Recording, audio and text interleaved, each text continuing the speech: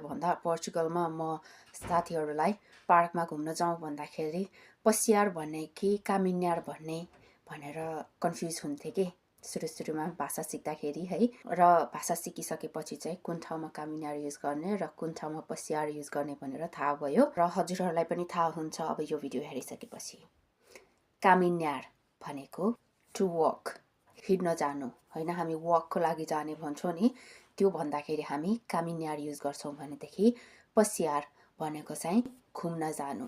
त्यसमा के फरक छ भन्दाखेरि हजुर एउटा पार्कमै जानुभएको छ भने पनि हजुर पार्कमा हिँड्ने उद्देश्यले जाँदै हुनुहुन्छ भने मर्निङ वक अथवा इभिनिङ वकको लागि एउटा इन्टेन्सन हुन्छ नि, त्यो फरक हुन्छ। हजुर हिँड्ने वक गर्ने इन्टेन्सनले जाँदै हुनुहुन्छ भनेदेखि कामिन्यार युज गर्दछौँ भने हजुर त्यत्तिकै हिँडुल गर्न टहल्न जानुहुन्छ भने चाहिँ पसियार युज गर्दछौँ।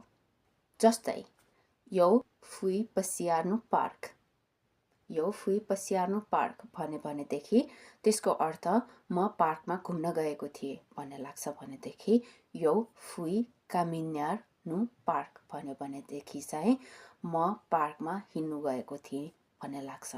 एउटै ठाउँमा गएको पनि, हिँड्नको लागि गएको पनि हुनसक्छ, घुम्नको लागि गएको पनि हुनसक्छ होइन।